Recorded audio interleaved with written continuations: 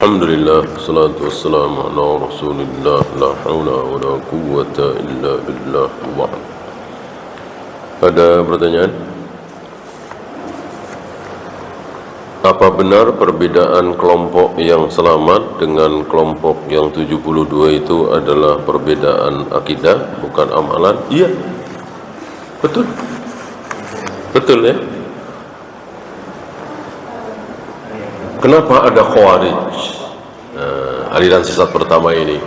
Karena dia berakidah meyakini bahwa pelaku dosa besar kafir. Apa? Keyakinan ya. Orang-orang Khawarij dengan ahlu sunnah sholatnya sama.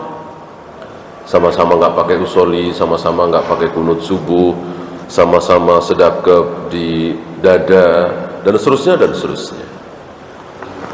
Ya. Jadi intinya adalah perbedaan akidah. Mu'tazilah sama, meyakini bahwa pelaku dosa besar kafir.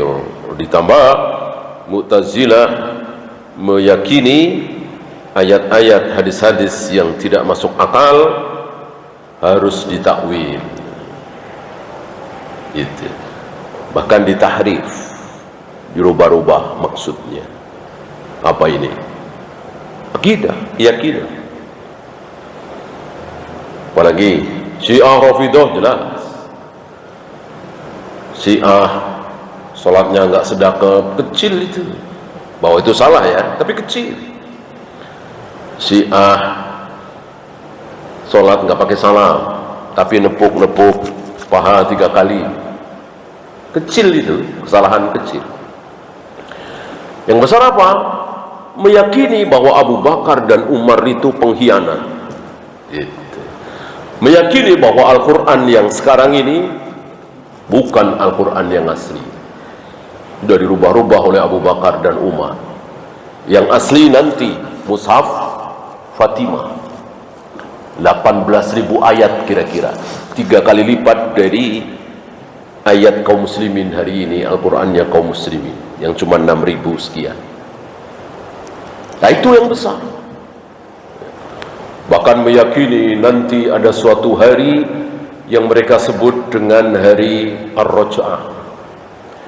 Di hari itu imam ke-12 mereka muncul, lalu menghidupkan kembali Abu Bakar dan Umar untuk disiksa.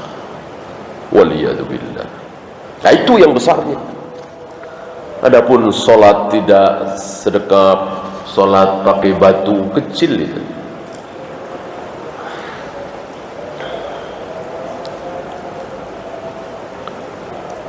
Bolehkah selonjoran kaki karena pegal ketika membaca Al-Quran? Tidak ada larangan seperti itu ya. Boleh. Boleh. Bahkan Rasulullah pernah membaca Al-Quran sambil tiduran. Lebih nyantai lagi. Berbantalkan pahanya Aisyah. Waktu itu Aisyah sedang haid. Ini ucapan Aisyah. Artinya boleh membaca Al-Quran tentu dengan hafal ya. Rasulullah kan hafal. Rasulullah kan tidak bisa baca, tidak bisa menulis. Semuanya berdasarkan hafalan. Hafalan beliau luar biasa dan dijamin. Sanukri'uka fala tansa. Aku jamin, kata Allah, aku jamin engkau tidak akan lupa. Pahala dan dosa itu tidak terlihat. Bagaimana seharusnya sikap kita? Justru itu agama ini apa sih yang kelihatan? Dari mulai surga, neraka, siksa kubur, sirat, mizan, dosa, pahala, semuanya nggak kelihatan. Itulah agama. Kalau kelihatan, ya bukan agama. Kalau kelihatan salah, bukan agama. Di luar agama, kalau salah, biasanya kelihatan.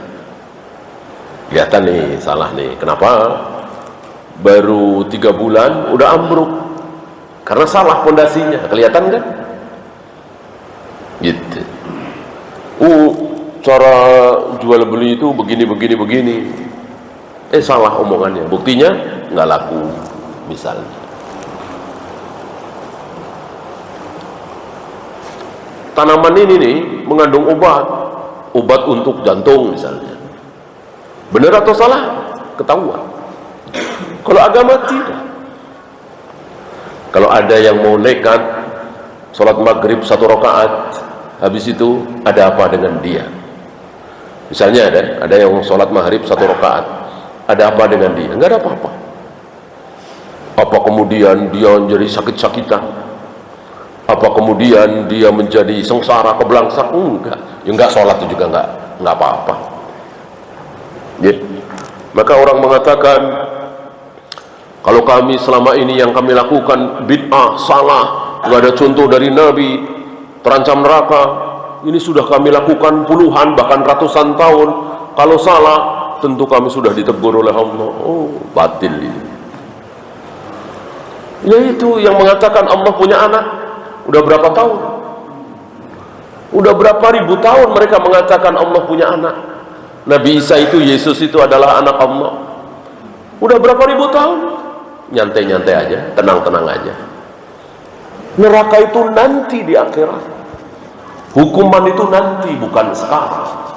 Nanti setelah mati. Apa kita mau setelah mati baru tahu, iya ternyata saya salah. Udah telat. Ya. Apa antum mau mengatakan udah nggak usah belajar, benar apa salah ntar juga tahu sendiri? Ya tahu udah telat, udah di akhirat. Udah tidak bisa memperbaiki diri. Betul bahwa orang-orang Nasara nanti akan tahu bahwa ternyata kami salah. Begitu pula orang Buddha, Hindu, Konghucu nanti akan tahu, oh ternyata kami salah. Tapi kan telat. Jangan sampai kita tahu nanti sudah telat, sudah tidak bisa memperbaiki diri, sementara sudah terlanjur melakukan berbagai macam bid'ah. Ya tahlilan, ya muludan, ya salawat nariyah, ya usoli, ya nawaitu, ya kunut subuh. Sudah telat. Mumpung belum telat, kita terus belajar. Satu ketika ada amalan yang harus kita tinggalkan. Daripada nanti sudah telat di akhirat baru tahu. Kalau seorang pria punya 2 istri yang tidak dicerai, satu istri punya anak dan istri yang lainnya tidak punya anak, berapa hak waris istri? Sama-sama 1/8, cuma dibagi 2 gitu. Allah mengatakan istri dapat 1/8 kalau mayat meninggalkan anak. Maksudnya 1/8 itu buat istri 1 apa 2 apa 3 apa 4? Iya, tergantung keadaan. Kalau istrinya cuma 1, 1/8 itu buat satu istri. Kalau istrinya 2, iya 1/8 itu dibagi 2. Kalau istrinya 3, 1/8 itu dibagi 3. Kalau istrinya 4, ya 1/8 itu dibagi 4. Paham ya? Nah, adapun anak kan pasti anak dia, anak si mayat. Anak bawaan istri tentu nggak dapat waris. Jadi yang betul-betul anak adalah anak si mayat. Wallahu a'lam. Ya. Tentang penegakan kemauan tadi, pertanyaan katakan ada misalnya seperti apa? Rajam terhadap orang yang berzina. Tapi kan ada kaidah bahwa ketika dia mengaku baru hakim melaksanakan hududnya. Bagaimana ternyata kalau si wanita itu mengatakan saya berbuat dengan si A misalnya. Nah itu haknya itu bagaimana? Apakah harus pengoreksi kita atau bagaimana? Harus apa? Harus apa namanya? Harus nanya yang si A itu harus ditanya ke bahwa dia enggak boleh didengar. Ketika seorang wanita hamil misalnya, sementara dia janda atau gadis, kan berarti pasti zina, ya kan? Bolehkah si hakim mengatakan yang menzinai engkau siapa? Biar kami rejam sekalian. Boleh nggak? Nggak boleh. Nggak boleh. Hakim tidak boleh bertanya kepada si fulan yang terbukti telah berzina. Waktu itu kan datang perempuan Komediah yang hamil karena zina kan. Nabi nggak nanya, engkau zina sama siapa? Enggak. Seandainya wanita itu tidak ditanya, lalu mengatakan sendiri kepada hakim, yang menghamili saya adalah si fulan, apakah ucapan ini boleh dipercaya oleh hakim? Tidak boleh. Tidak boleh. Bahkan kalau dia tidak mencabut tuduhannya, ada hukuman lagi. Tapi kan 80 kali cambuk. Ini kan sudah direjam, sudah cukup. Ya, misalnya saya ke hadapan hakim, Pak Hakim, demi Allah, saya telah melihat si fulan dan fulana berzina. Sementara saya sendirian, tidak bawa 3 laki-laki lagi, kan minimal 4 orang laki-laki untuk tuduhan berzina, untuk saksi perzinahan.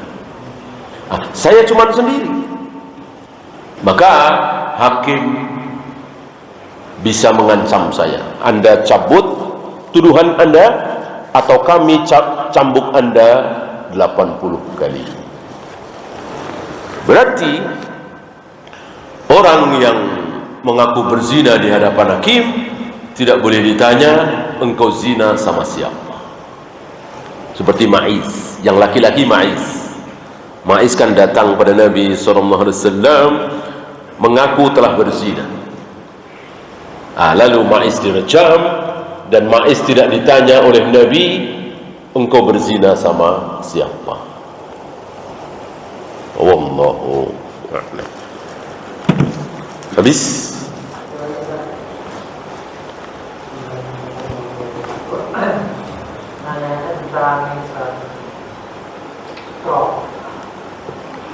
Kalau yang mengatakan kita katakan bahwa wajib, tapi ada pendapat bilang itu bagi yang mewajibkan, maka dia wajib.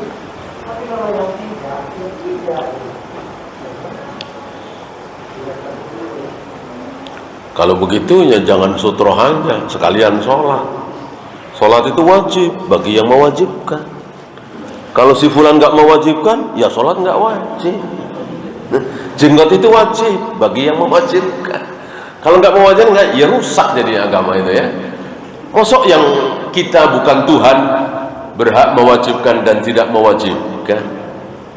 Satu-satunya yang berhak mewajibkan, mengharamkan, menyunahkan dan seterusnya hanya syari', sang pembikin syariat Allah Rabbul Alamin lewat lisan Nabi sallallahu alaihi wasallam. Bahwa ada perselisihan bainal ulama tentang sutroh itu wajib atau tidak, betul, tapi bukan seperti itu. Itu jelas keliru, jelas salah. Siapapun dari kita tidak berhak mewajibkan, tidak berhak mengharamkan, tidak berhak menyunahkan. Yang berhak hanya Allah dan Rasul. Wallahu